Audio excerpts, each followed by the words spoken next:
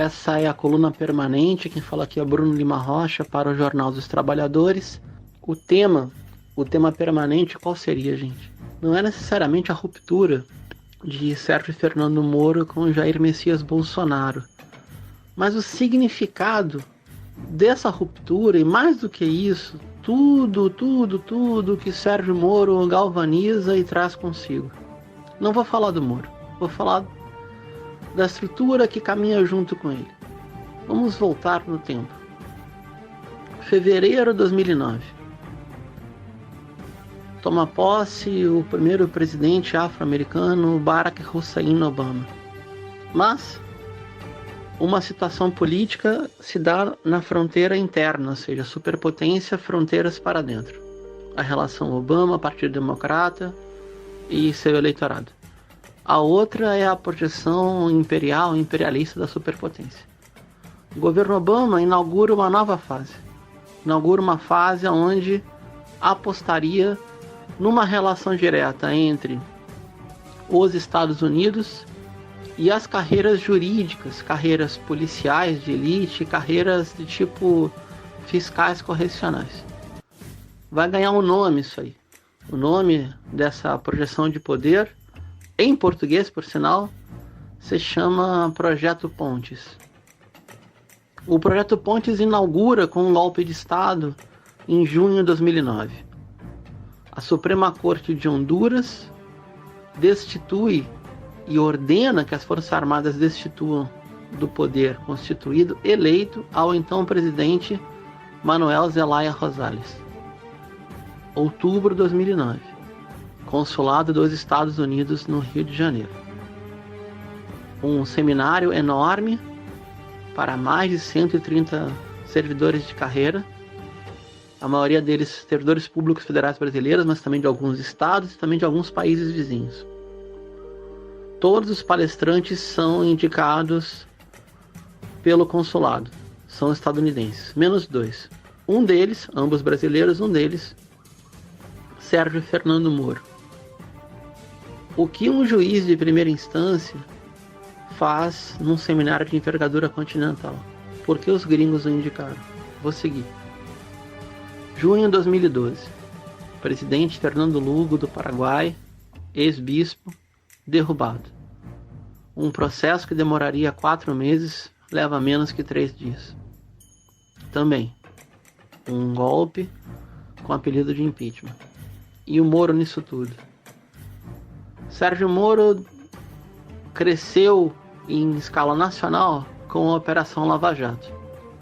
Mas ele toma conhecimento do tipo de crime, de lavagem de dinheiro, evasão de ativos, conta CC5, envio de remessa para o exterior, quando apura, ou é um dos juízes que vai julgar, acompanhar a investigação, do crime do Banestado, o antigo Banco do Estado do Paraná.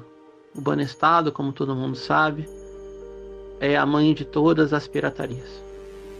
O pai é tucano. O pai das privatarias é tucano. É o mesmo doleiro, Alberto Youssef. Só vou narrando fatos para não também a gente cair numa encrenca aqui de tomar um processo do seu Sérgio Fernando, que ainda tem muitos amigos da magistratura. A Operação Lava Jato, ela conseguiu algumas proezas, é verdade. Mas não fez aquilo que, por exemplo, potências europeias fazem. Criminalizam o empresariado, preservam as empresas, as cadeias de valor e os empregos diretos.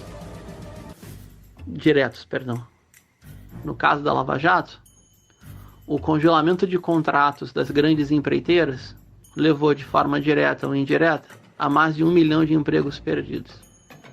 Aquilo que se apurou sobre a Petrobras levou a Petrobras a perder uma causa jurídica em Nova York que subordina o preço de derivados de petróleo consumidos dentro do Brasil às oscilações de 2 indicadores estrangeiros. Primeiro, o barril Brent e o barril WTI. São crimes de lesa pátria e de segurança nacional. Moro é o pivô de tudo isso. Moro é o pivô de muito mais do que isso. A gente volta a falar do Moro. Obrigado.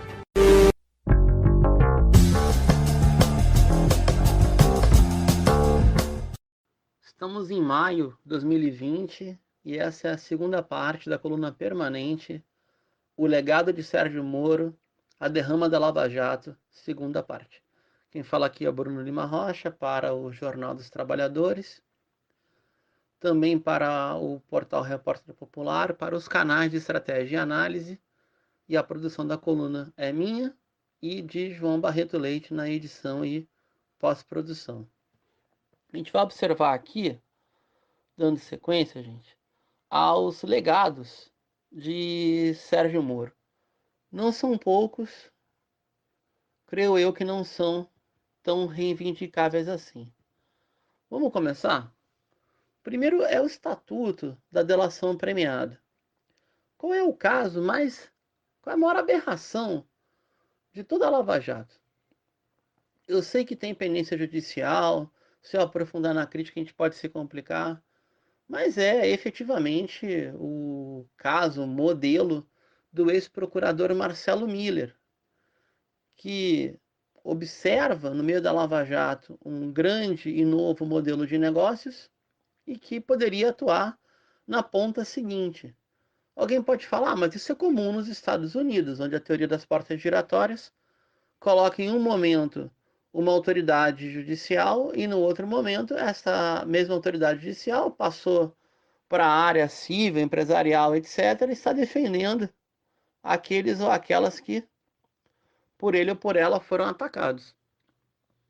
Pois bem, só que tu mudar de lado no meio do jogo, negociando a multa do jogo, é meio esquisito. Esse não foi o único modus operandi novo, nem foi a única pessoa a aderir a esse tipo de atividade. Reforçando o que foi falado na coluna anterior, a Derrama 1, o legado de Sérgio Moro, a figura do Tacla Duran já fala muito. Convido a todas e todos que leiam suas entrevistas e vejam ou escutem seus depoimentos, porque os depoimentos de Tacla Duran são muito, muito duros e atingem a reputação profissional de Sérgio Moro, sua esposa, o ex-sócio dela e por aí vai. Tá, não para por aí, não para por aí. O outro legado é a ação midiática. Se a gente for ver um texto do Sérgio Moro ainda início dos anos 2000 ou 2007 pelo menos, ele faz uma boa avaliação da Operação Mãos Limpas, Mani Pulite italiana, e lá ele nota uma relação muito próxima, umbilical, por exemplo, dos procuradores da Mani Pulite com dois jornais, Corriere della Sera e La Repubblica, italianos no caso. Daí a indústria dos vazamentos. Por isso que foi tão importante tanto o MPF, aí a Força Tarefa do Ministério Público Federal, colocar a comunicação já mastigada, já mediada, como se ela própria fosse uma agência de informações, de modo que fosse apenas reproduzida pelos veículos de comunicação e não apurada. E essa trama do vazamento calculado, que vai entregando pequenas partes de um vazamento para ter o montante da história. Pô, isso aí parece aquela situação de vamos disputar o controle da narrativa. E aí, diante de uma narrativa controlada, estão dadas as condições para criar uma teoria do domínio do fato, porque há um fato dominante. Ah, as provas não são conclusivas, mas há um fato dominante. Chegou a ter juiz e juíza julgando, afirmando que julgo porque a doutrina assim me possibilita. Me perdoem. Nem na Sharia isso vale. Nem na interpretação corânica do texto sagrado do profeta Muhammad tu pode fazer isso. Na Lava Jato pôde. Tem mais? Tem mais. A Operação Lava Jato, ela também trabalhou ou foi alvo de um trabalho complementar dos grupos de pressão que queriam a destituição do governo eleito em 2014. Tanto ultraconservadores, ou, perdão, ultraliberais como neoconservadores, se fizeram valer do vento a favor e da Lava Jato. Um exemplo de uma agrupação ultraliberal é o próprio MBL. Um exemplo de um movimento neoconservador é o conjunto de apoiadores de Jair Bolsonaro. A Lava Jato, sim, foi o fator principal da eleição de Jair Bolsonaro. E sim, Sérgio Moro é a figura central da Lava Jato e, por consequência, da eleição de Jair Bolsonaro. Obrigado.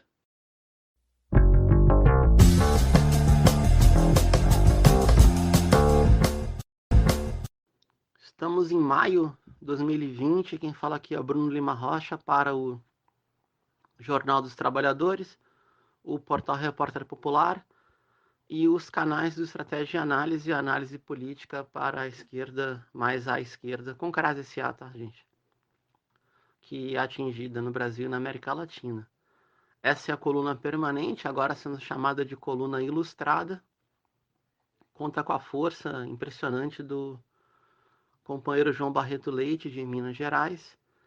E fechamos o terceiro e último número, terceira e última coluna, com o legado de Sérgio Moro, número 3, e a derrama da Lava Jato. Vamos lá, pinga-pinga, rapidinho. Podemos citar alguns elementos. Um deles, já foi falado anteriormente, é essa dimensão da cooperação jurídica internacional. É fato. Lá atrás, com o uso das contas CC5 e o emprego de esforços muito importantes, né, de investigação para ver como é que se fazia o envio de remessa de dinheiro para fora do Brasil, aí vem o caso do Banestado. O Banestado é onde tudo foi parido no Brasil recente. O Banestado é o ventre ou ovo da serpente da privataria tucana. E aí a operação do doleiro Alberto Youssef, e onde em algum momento chegou o Bolsonaro. Mas aí tem um elemento que é fundamental, que é o seguinte: para punir o crime transnacional, é necessário algum status de cooperação jurídica. Mas a superpotência nunca coopera de forma recíproca e menos ainda sem atender seus próprios interesses. Aí que vem essa noção. Quer dizer então que para punir um crime de elite você abre mão da soberania nacional? A pergunta de fundo.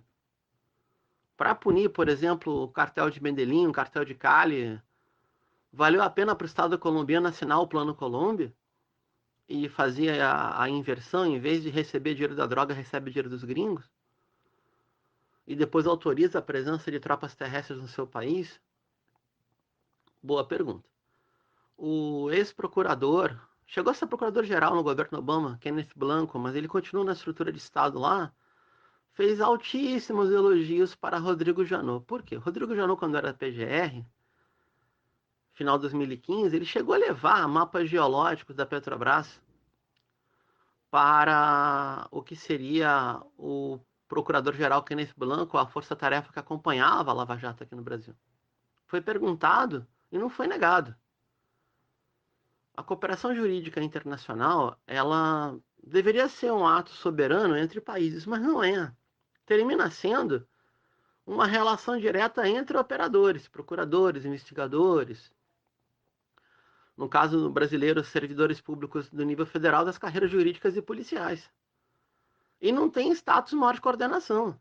Isso aí foi perguntado já para um monte de procurador e foi dito, não, a gente troca figurinha entre nós e depois o pessoal lá de cima autoriza. O que é isso, gente?